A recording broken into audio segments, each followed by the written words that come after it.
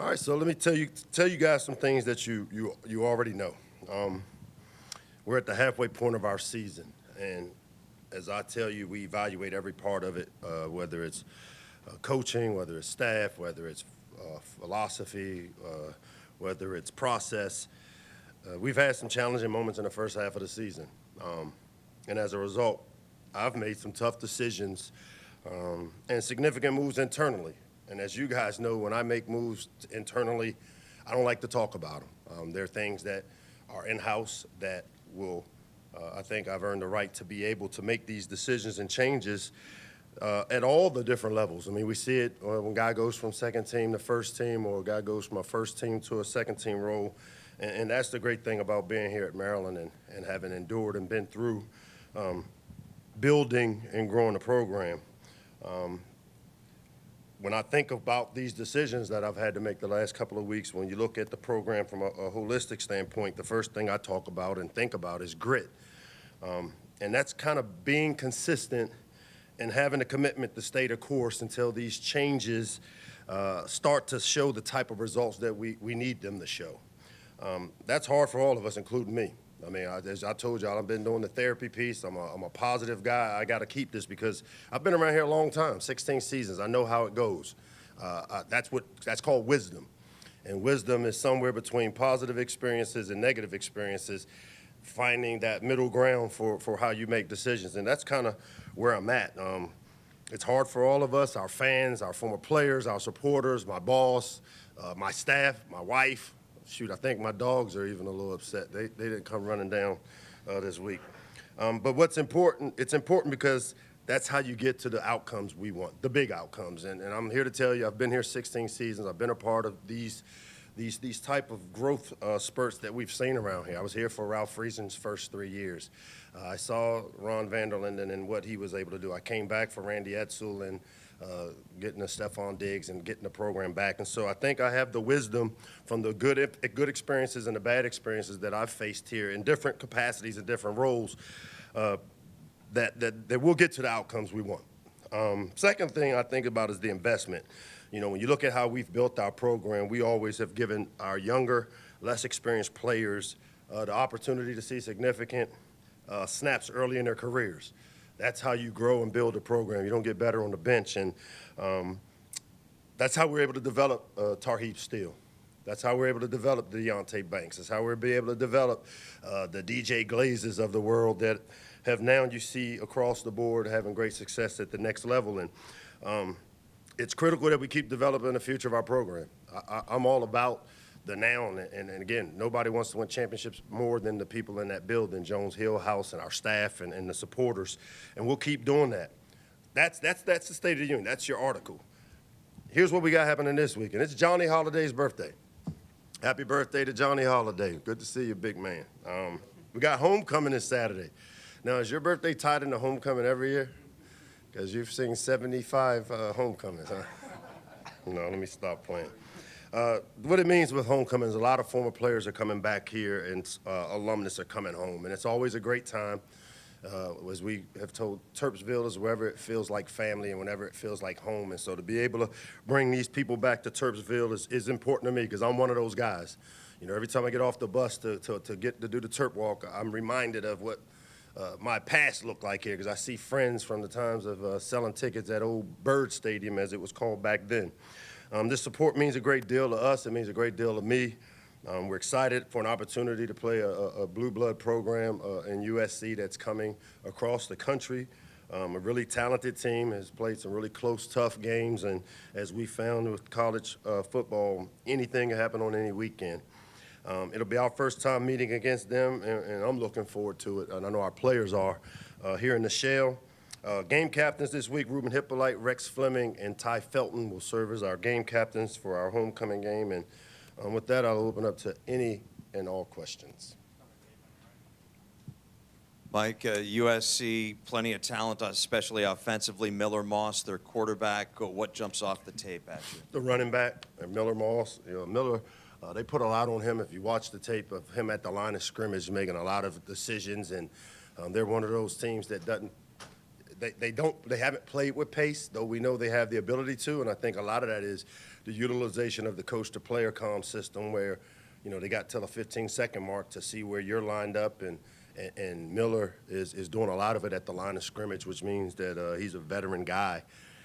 The running game is critical. The running back is a really good player. They have, when you look at their receivers, I think they're a lot like us. They've got good players, a lot of different areas. I almost said, talking to Brian Williams, a lot of Ja'Shawn Jones type receivers all over the place and really athletic. On the defensive side of the ball, they play a lot of man coverage. They've got great secondary, really good scheme. He's out of the Baltimore Raven defensive family.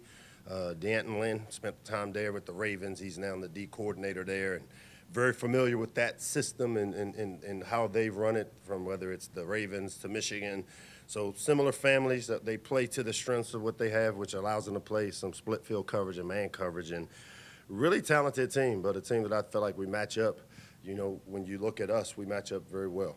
Offensively, what do you feel the keys are for you guys in getting your groove back to where you were? Just the red zone. Before last game, we were really big, little.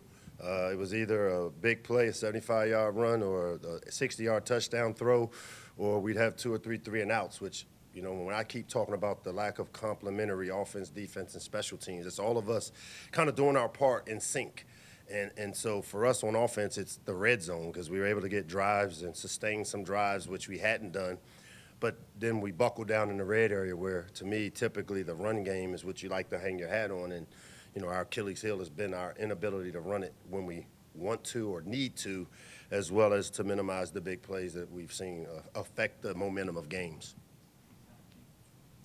Hey, Mike, obviously with the understanding that the goal every week is to go 1-0 each week. When you look at the big picture, if you do, how much has that been part of the discussion, knowing that it's halfway through the season, time is maybe running out to get to where you want to go, to get to the bowl eligibility, all those kind of things, with the schedule being really tough down the road? Yeah, we haven't looked at it that way. I mean, I know at the end of one of my press conferences, I was talking about going out to L.A. because the one thing people have to do, we have to work ahead for travel, and they ask me questions, and now I'm thinking, and it goes to show you that I'm kind of one-track minded, and I can't. The transactionalness of how the sports are being valued and viewed, I came here big picture thinking, open my big mouth. Everybody's, shut up, Locks, about competing for championships. I promise you, we've got a really good football team. And through the wisdom that I've gained from the great experiences and negative experiences, whether it's here at Maryland, being a part of winning at a place like Bama and understanding that, there's nobody in that building that's panicked. And I promise you, this isn't not acting. This is what makes us us. The authenticity of being able to say, here are the issues. These are the decisions that have to be made.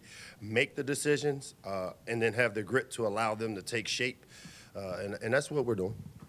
And when you look at the turnovers from last week, The turnovers from last week, yeah. how much has that been addressed, or how is it addressed? I mean, that's where, again, when you talk about having standards of not watching the scoreboard, it's a one-score game against a really good team at 17-10 with 13-42 in the fourth quarter. When you start watching the scoreboard, when you play inexperienced players, they start pressing. We had an atrocious interception. Preston Howard came off one of our better younger players to put 2 on the ground and just in his mind, coach, I'm trying to make a play. And you know what? The wisdom of that for me is I got to let him make a play. I've seen the ball thrown over a few of our young DBs' heads over the last 6 years, and they end up first-round draft picks or third-round picks playing at the next level. And that's a process. It's like that oak tree. It's the sapling.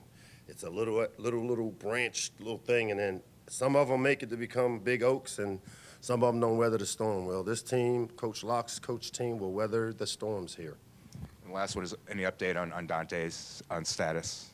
He's practicing, which is a good thing for us, but it still be a game time decision for us because it's just how he feels. Mike, just curious on the changes, the decisions that you made. Will we see them in lineup and personnel, or is it game management responsibilities coaching? Yeah, it's all of them. We've seen some of the changes in how we play our players. Some of the players you see, we have to continue as we grow and build this thing. We have to always evaluate where we are now. I have a saying that my team will say to you that if the map and the terrain don't match, you go with the terrain. because that's where you are. The map was the plan. The map is where we want to get to, but here's where we are, and our team understands that. And so the decisions we make staff-wise, process-wise, who plays-wise, what we eat. I mean, every part of it gets evaluated to see, continue to move things around to get us to the ultimate goal, which is to be able to compete in the Big Ten for championships. Mike, good to see you. Uh-oh, man. Here comes this dude and his questions. I feel ambushed right now. Can you let me know you're coming next time? Maybe, one of the big internal changes you're talking about is you took over play calling duties on Friday. First off, will that continue moving forward? I've always been involved in this offense. One of the things I learned being with Coach Saban was seeing him sit in the defense every single day. And then he'd come over and meet with the offensive coordinator and staff and say, hey, what are we doing on this side? It's like I always say, it's like an executive producer. I've always been involved with it. I did take over and became the voice in Billy's ear, as I feel that I need to insert myself and work collaboratively. Josh is still our offensive coordinator. He is still very involved. I took over this last Friday in an effort to create the processes that allow us to maybe sustain a few drives here or there, but it's collaborative.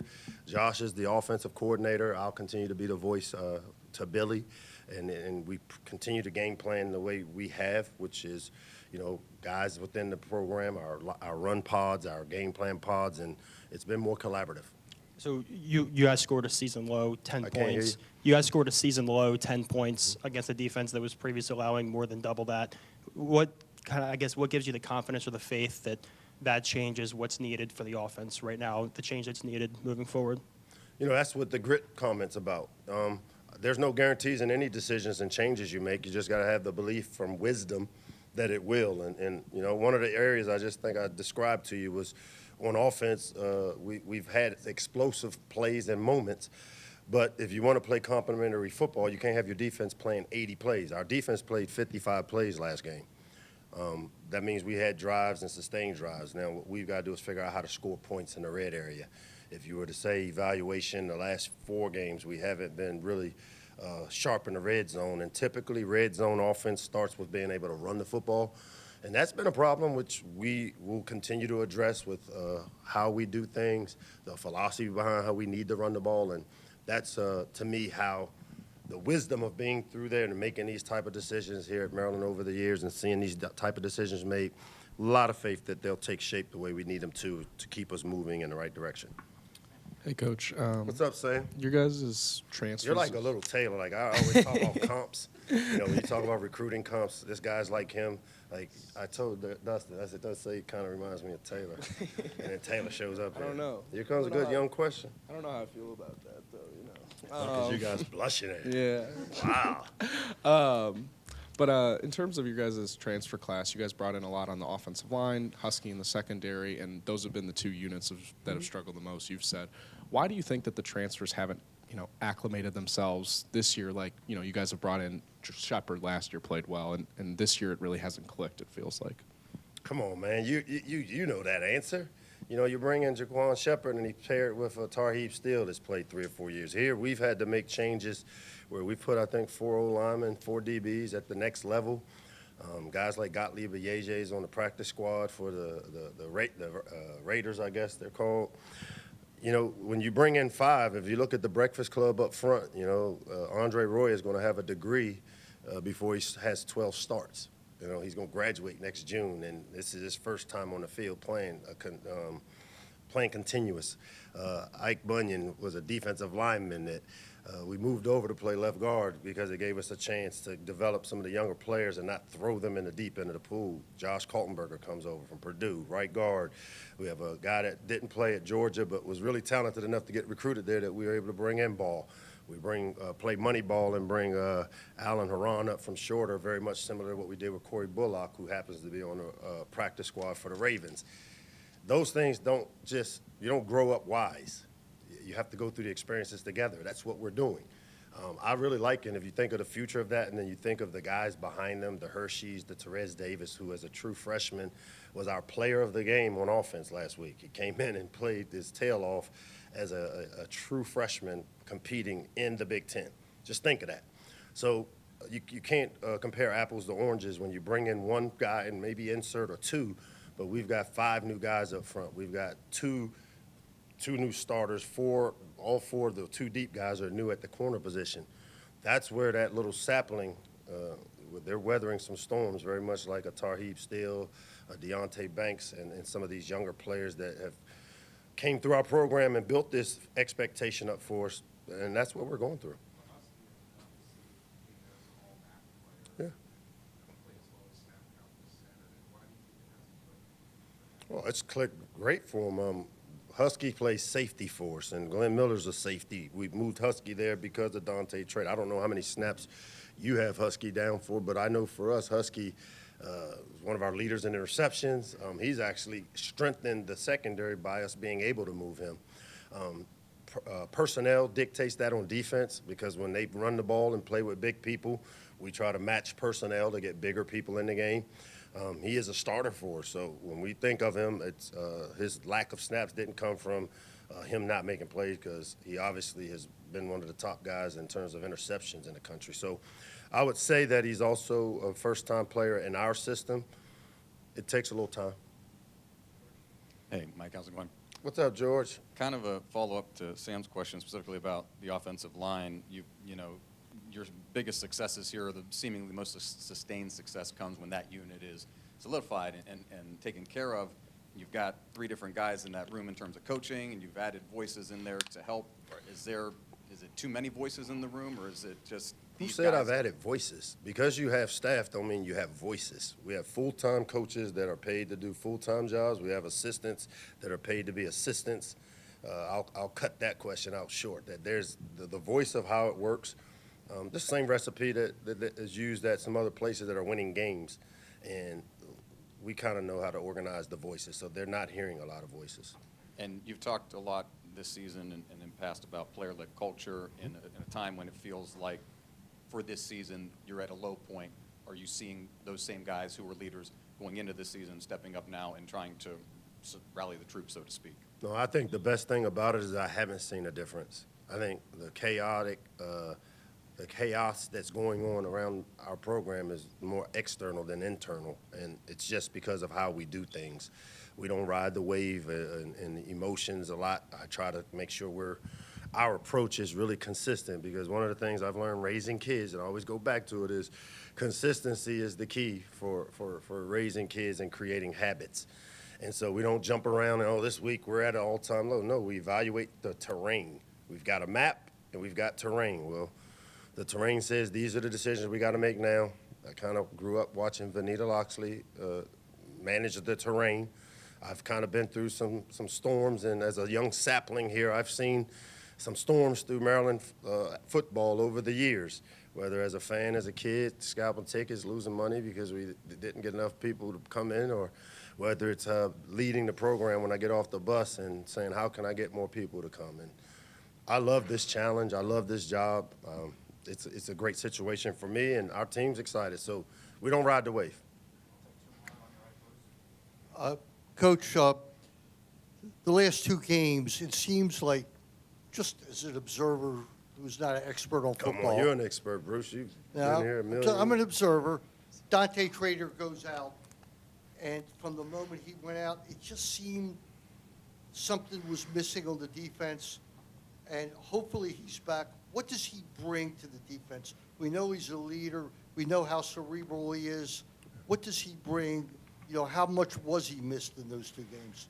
He's a quarterback of our defense, but Bruce, because you have been around here a long time, I don't really care about all that. Like, I don't care that Dante wasn't available, because my job is to make sure number 6, Brandon Jacobs, who had a chance to go anywhere in the country, is prepared to go in and play when he has to. And, we do that around here. Dante's an integral part of it because of the wisdom and experience he's gained from his time under the fire.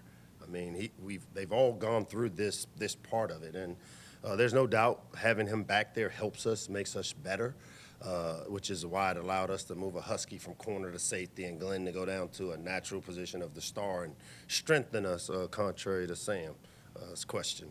But Dante is a valuable piece of it that's his experience you just can't buy, and that's the part when I keep talking about wisdom and the importance of understanding. There's a gift in some of the things that have happened the last couple of weeks that, as I told you after the game, that they seem you may not see the impact of them yet, but they're coming. We got a good team, and I still believe it, and they'll be coached up.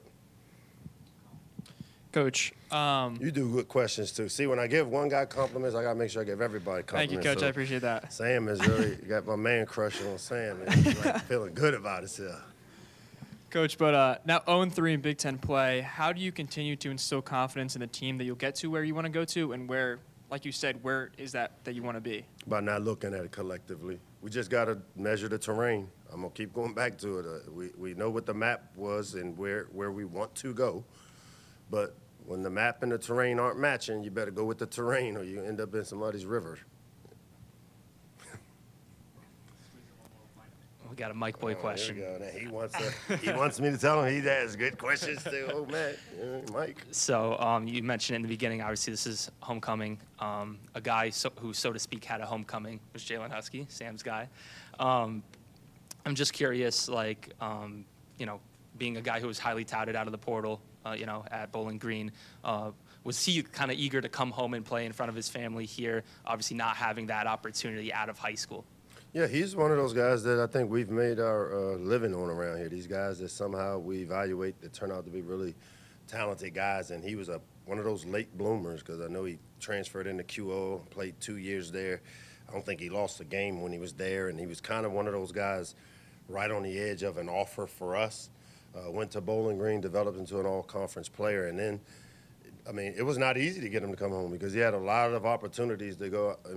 I know sometimes we walk past that middle of the garden where it's all that wisdom and we think about what we don't have and what we would want, but he was a tough get for us to stay home, and I think he saw the value of coming back here, and he continues to see it because he's benefited our program in a lot of ways, and we've also helped him, and that's what makes this program a little bit different. That's why we get some homeboy discounts on guys to come here because we got a little different feel that I think kids understand that they're going to be developed not just to be great players but good people as well.